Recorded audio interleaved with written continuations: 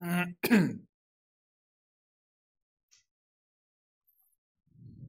bismillah. Kita mulai.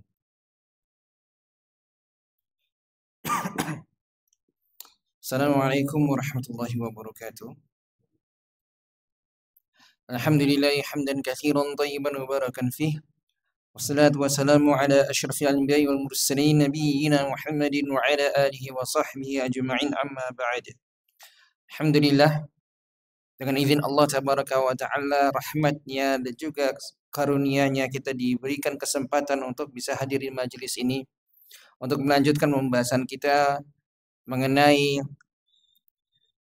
makna di balik bacaan dan gerakan salat, yang dimana itu semua kita berharap dapat membantu kita untuk merajut kembali hubungan kita dengan Allah Subhanahu wa taala melalui ibadah salat ini.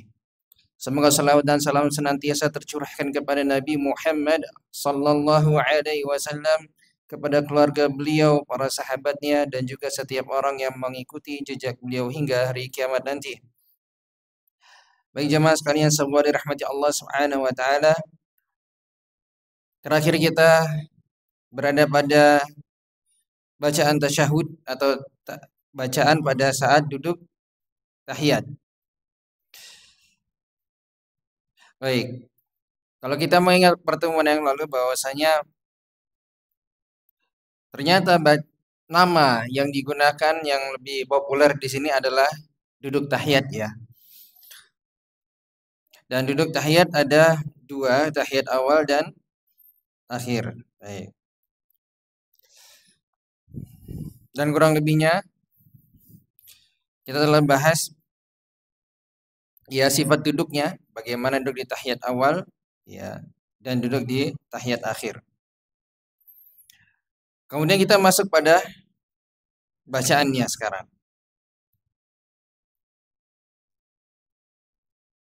Bacaannya ketika kita berada di duduk tahiyat, maka ada bacaan yang dibaca meliputi tiga hal. Ya, meliputi tiga hal. Yang pertama adalah bacaan tahiyat. Kemudian yang kedua adalah salam. Kemudian yang ketiga adalah kalimat syahadat. Kalimat syahadat. Jadi ada tiga. Dalam satu bacaan ini meliputi tiga hal, yaitu ada tahiyat, ada salam, dan kalimat syahadat. Dan tentu ini terkumpul dalam beberapa versi.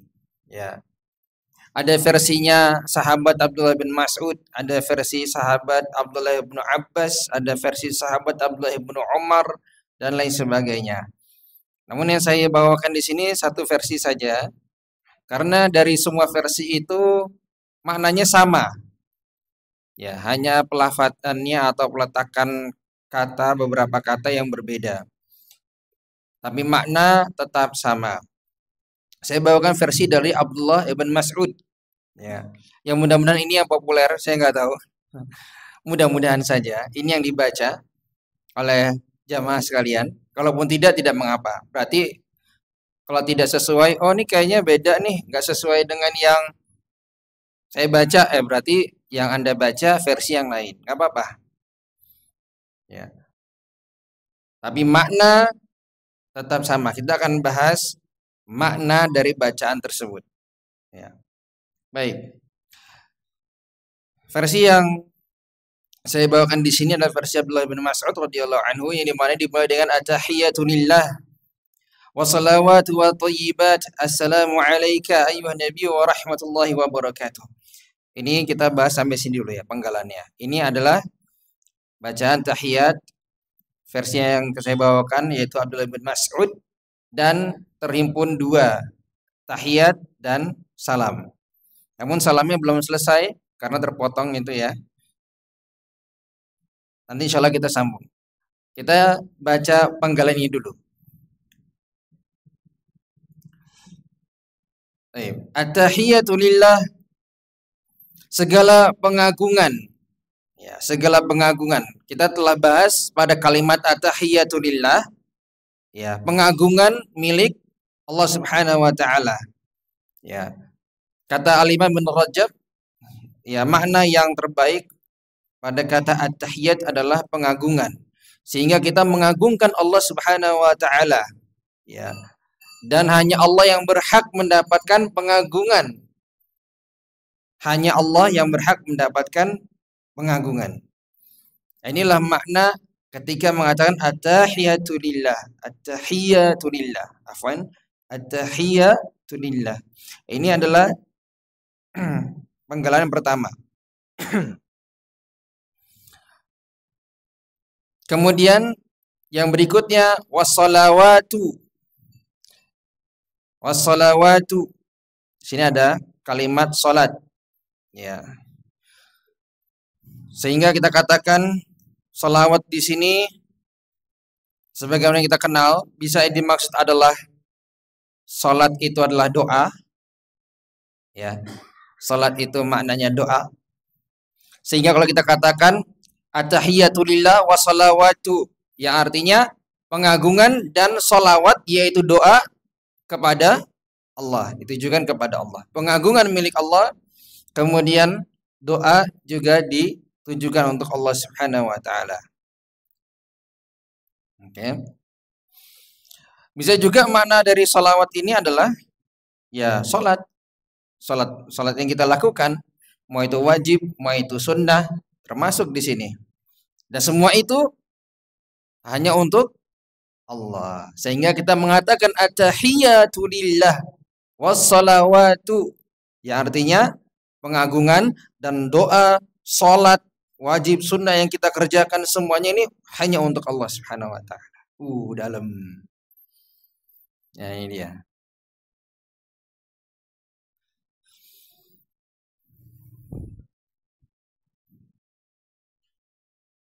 Kemudian wat thayyibat.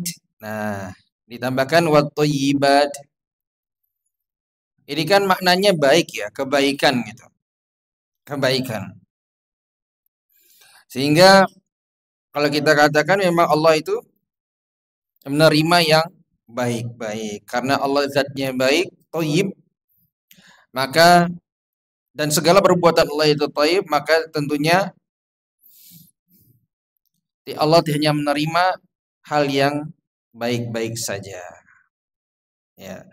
Allah tidak menerima kecuali yang baik. La yaqbalu illa thayyiban. Allah tidak menerima kecuali hal yang baik.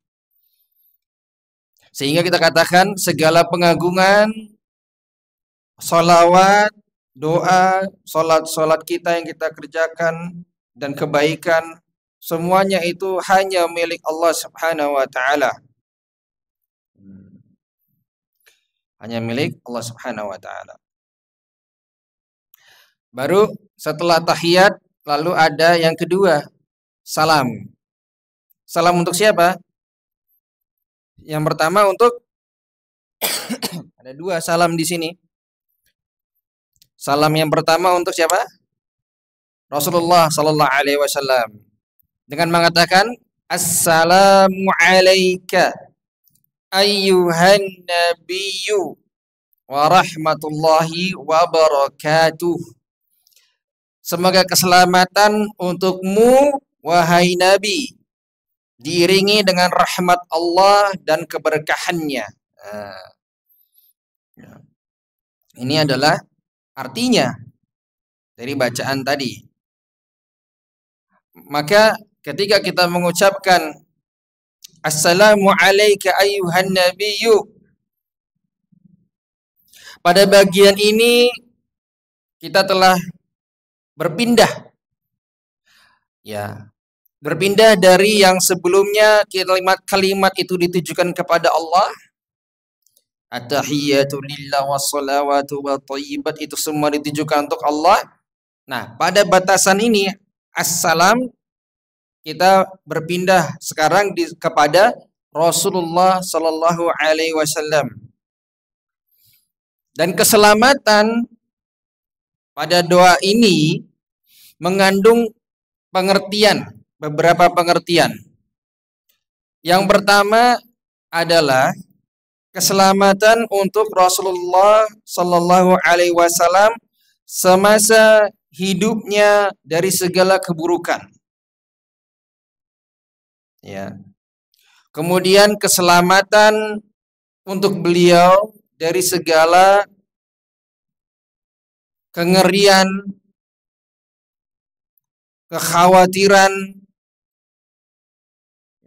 ketakutan di hari kiamat nanti. Dan keselamatan untuk agama ini, agama Islam ini dari segala penyimpangan dan perubahan. Ini makna dari keselamatan pada doa ini. Sehingga kita mengatakan Assalamu alayka ayyuhan nabiyyu, semoga keselamatan untukmu wahai Nabi. Maksudnya adalah semoga hidup beliau memang di zaman itu ketika beliau masih hidup terbebaskan dari, diselamatkan dari keburukan, lalu di hari kiamat nanti beliau juga diselamatkan dari segala hal-hal yang membuatnya jadi kekhawatiran, kengerian, kemudian juga keselamatan untuk agama Islam ini dari segala penyimpangan.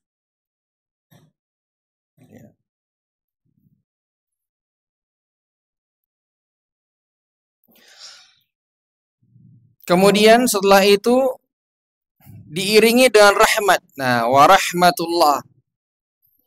Ketika kata rahmat dan salam ini bergandengan, ya,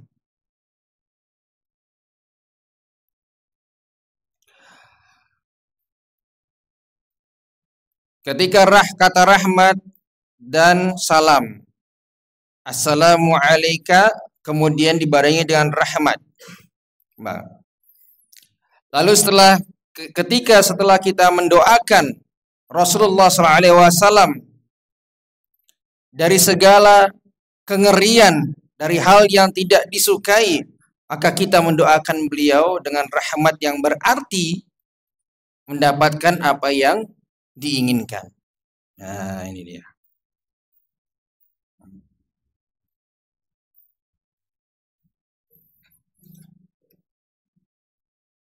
Lalu ditambahkan kembali dengan wa barakatuhu, ya, dan keberkahannya.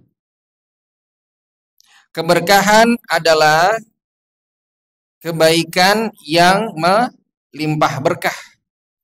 Jadi berkah itu kebaikan yang melimpah, tidak berubah. Sehingga pada kalimat ini kita mendoakan Rasulullah SAW agar beliau mendapatkan keberkahan, kebaikan yang melimpah dan senantiasa demikian setelah wafatnya beliau. Dan tentunya bentuk keberkahannya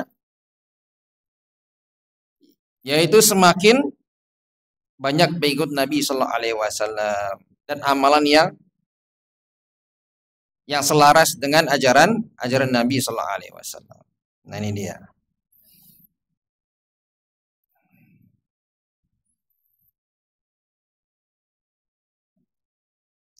Sebagian orang ada yang menganggap ketika membaca Assalamu alayka ayyuhan nabiyyu, ketika kita sholat dalam posisi tasyahud ini atau tahiyat, itu meyakini bahwa Nabi Shallallahu Alaihi Wasallam hadir, ya, datang. Buktinya apa?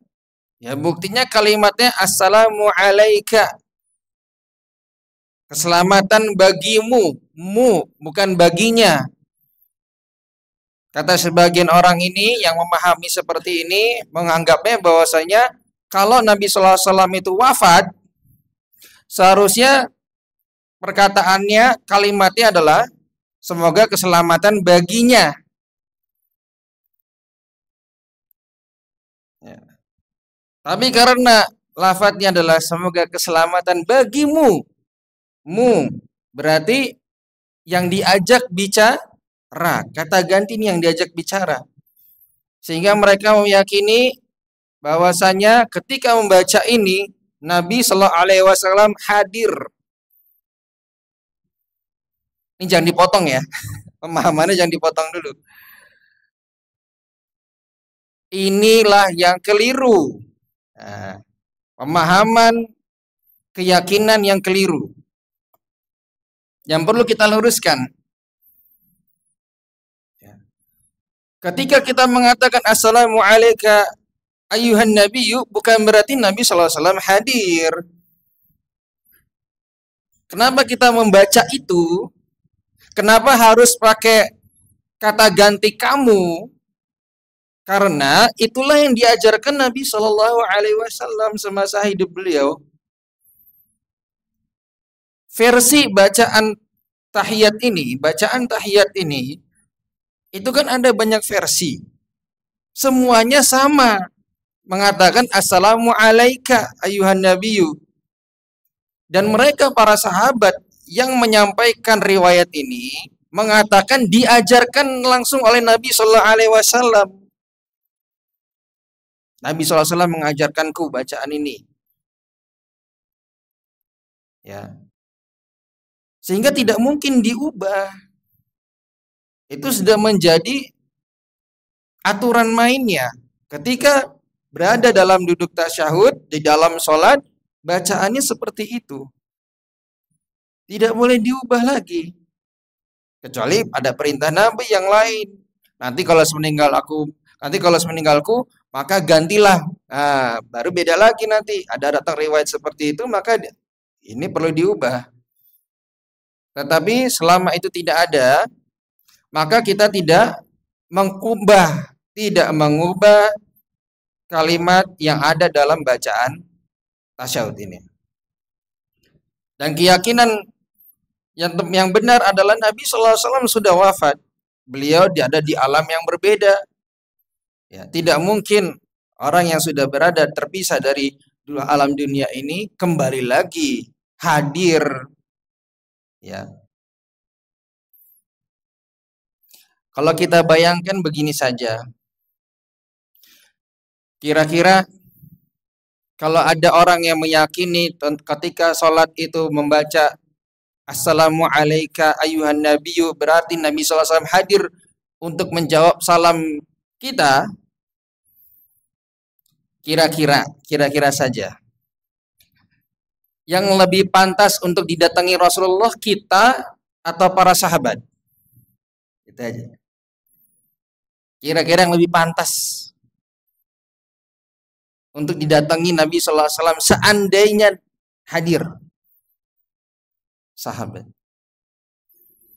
Sahabat jelas.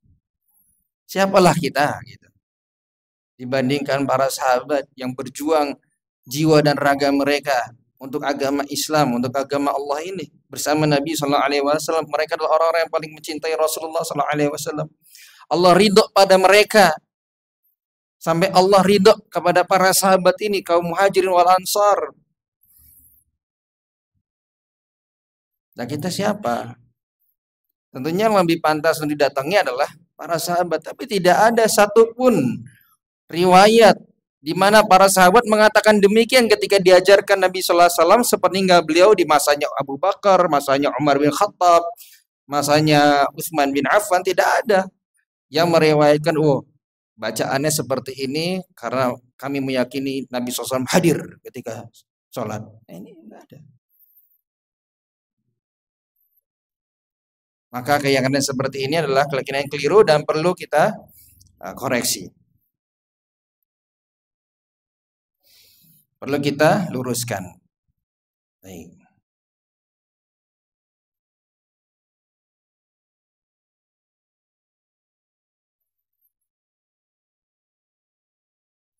Berikutnya yaitu assalamu alaina wa ala ibadillahis salihin. Asyhadu an la ilaha illallah wa asyhadu anna Muhammadan abduhu wa rasuluh. Ini adalah ya bagian terakhirnya. Sehingga tadi salamnya terpotong. Yang pertama tadi salam bagian yang pertama untuk Nabi sallallahu alaihi wasallam. Sekarang salam yang kedua untuk siapa? Untuk siapa? Ayo. Assalamu alaina, yang artinya keselamatan untuk kami dan semua hamba Allah yang saleh. Asyhadu an la ilaha illallah, saya bersaksi bahwa tiada sesembahan yang berhak disembah selain Allah. Wa asyhadu anna Muhammadan abduhu wa rasuluhu, dan saya bersaksi bahwa Muhammad sallallahu alaihi wasallam adalah hamba dan utusannya. Baik, assalamu alaina, keselamatan, semua keselamatan untuk kami dan semua hamba Allah yang soleh. Maka ketika membaca doa ini, semoga keselamatan bagi kami, maka ini termasuk semua ya umat Nabi Shallallahu Alaihi Wasallam, termasuk yang hadir saat sholat itu, semuanya. Ya, baik yang ada di langit maupun yang di bumi, baik yang sudah meninggal maupun yang masih hidup, baik hamba yang soleh itu adalah manusia, jin, dan malaikat. Jin ada yang soleh? Ya, ada yang soleh. Jadi ini umum sekali. Jadi kita sebenarnya ketika sholat membaca ini, kita sedang mendoakan umat Nabi Sallallahu Alaihi Wasallam. Kita sedang mendoakan kaum muslimin. Ya. Kita sedang mendoakan saudara-saudara kita. Ini harus kita rasakan ketika baca itu. Sehingga apa? Berbekas. Oh ternyata sholat itu enggak cuma buat kita aja ya, tapi juga buat saudara-saudara kita. Kita sedang mendoakan mereka. Assalamu alaina wa ala ibadillahis shalihin. Ini.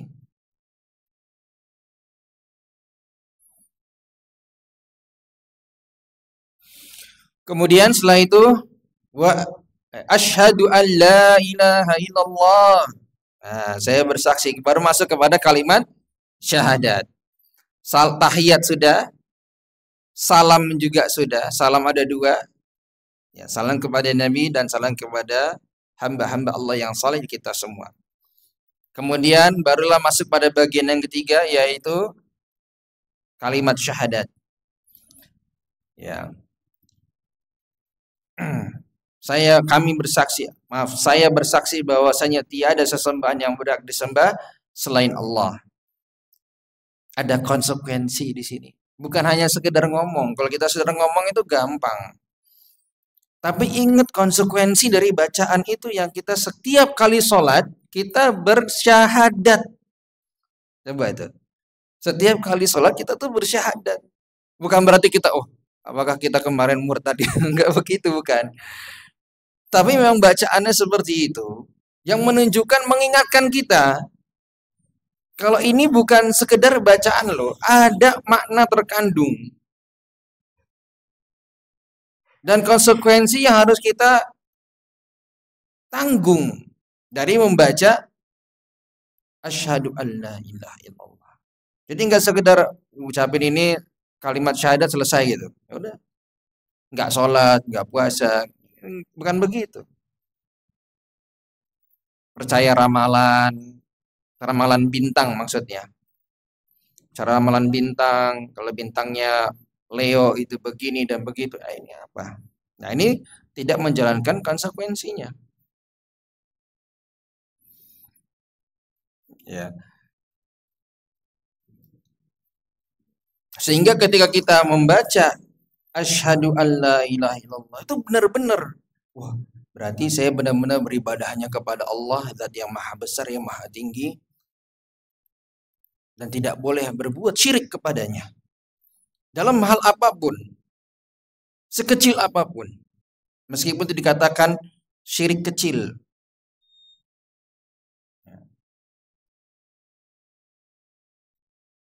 Kemudian mentaati Allah Subhanahu wa taala. Konsekuensi lain mentaati Allah Subhanahu wa taala.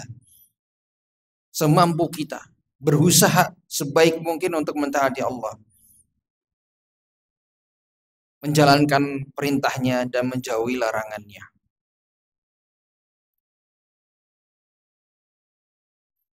Kemudian datanglah kalimat syahadat yang kedua. Wa asyhadu anna Muhammadan abduhu wa rasuluh. Nah, di sini kita bersaksi bahwa saya Nabi Muhammad adalah hamba dan utusannya, hamba. Ini kita ucapkan yang menunjukkan bahwasanya Nabi Shallallahu Alaihi Wasallam itu bukan malaikat. Nabi SAW itu bukan dari makhluk selain manusia lah gitu. Yang terbuat dari cahaya. Enggak.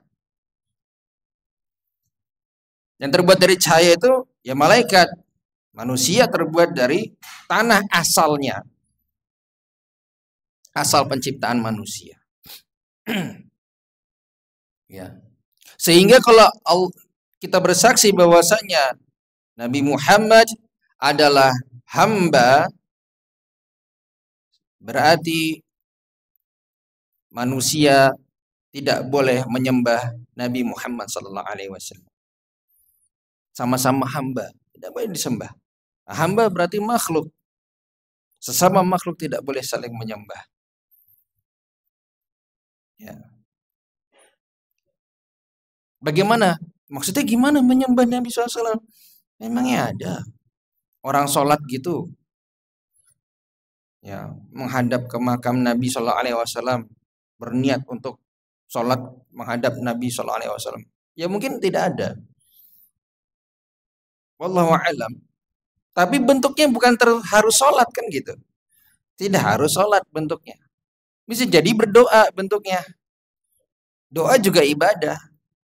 Doanya bukan kepada Allah tapi kepada Nabi Sallallahu Alaihi Wasallam. Minta-minta sama Nabi Sallallahu Alaihi Wasallam. Jauh-jauh pergi haji nih sebentar lagi kan? Nah, sebentar lagi ya.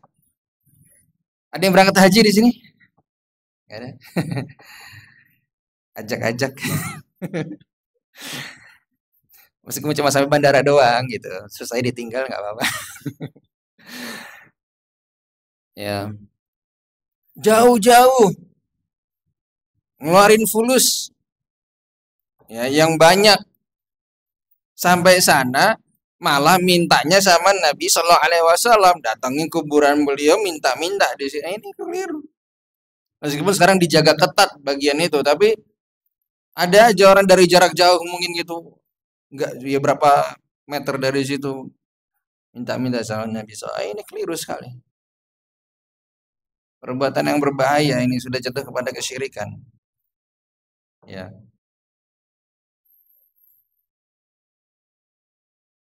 Atau bahkan minta didoakan Nabi Sallallahu Alaihi Wasallam, minta didoakan. Nah, ini juga keliru. Ini haram jelas. Mungkin dia nggak berdoa kepada Nabi, tapi dia berdoanya minta didoakan. Nah, minta didoakan oleh Nabi Sallallahu Alaihi Wasallam. Ini juga keliru. Nabi SAW sudah wafat. Gak bisa mendengar apa-apa. Orang wafat itu ya sudah selesai. Beda alam. Ingat beda alam. Ya. Jadi nggak mungkin tuh kuburannya tuh gerak-gerak gitu terus kemudian keluar gitu. Nggak mungkin. Sudahlah.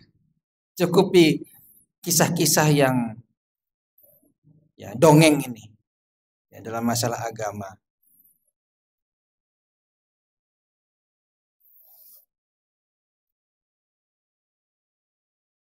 Maka ketika kita mengatakan bahwasanya Nabi SAW adalah hamba Allah dan utusan, sehingga kita tidak boleh melebihi dari dua ini. Ya, berlebihan kepada Nabi SAW, melebihi dari statusnya sebagai utusan Allah, Rasulullah. Ya.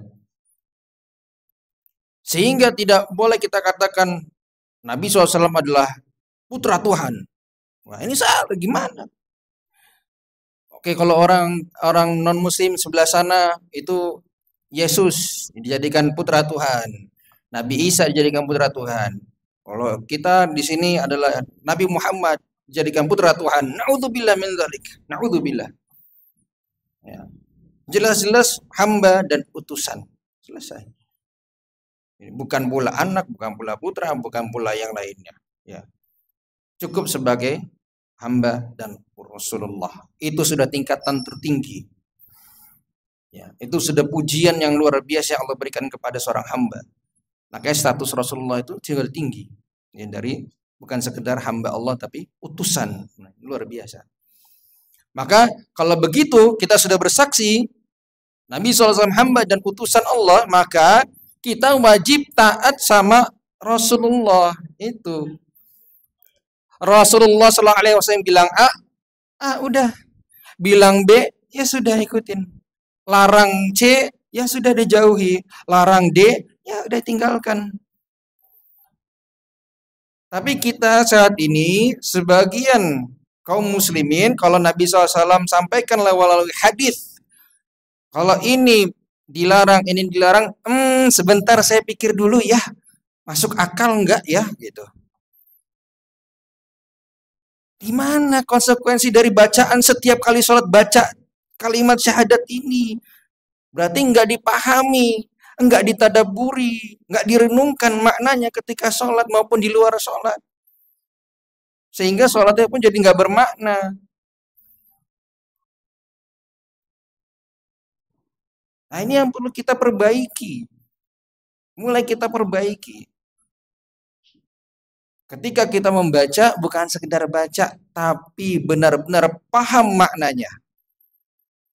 Ketika kita bilang kalimat syahadat kepada Nabi SAW, kita wajib taat. Dan kita berusaha untuk mentaati Rasulullah. Bukan hanya ucapan, oh iya, berarti juga saya perbuatannya harus berusaha untuk menyesuaikan dengan ajaran Rasulullah. Itu ditanam ketika baca ini. Maka setelah sholat, apa ya kira-kira? Ada muhasabah. Makanya diantara para ulama itu menasihatkan kita semua adalah untuk adanya waktu muhasabah. Yang waktu untuk kita itu menghitung-hitung gitu, apa ya istilahnya? Menghitung sudah berapa banyak dosa maksiat yang kita kerjakan dalam sehari. Katanya waktu yang paling cocok itu di sepertiga malam terakhir itu. Dan usahakan gak ada orang. Ya pokoknya kita sendirian bermunajat sama Allah. Ya Allah, saya sehari ini udah ngapain aja ya. Udah begini A, udah begini B, udah begini C. Ini kayak banyak banget dosanya.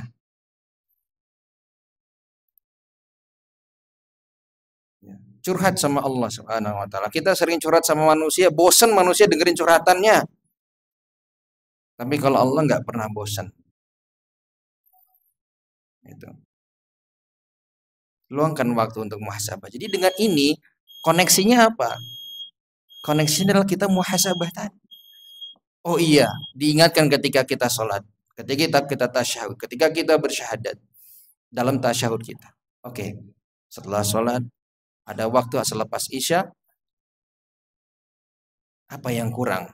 Apa yang kurang dari saya melaksanakan konsekuensi kalimat syahadat ini? Cari terus. Itu kita perbaiki. Kemudian. Ya.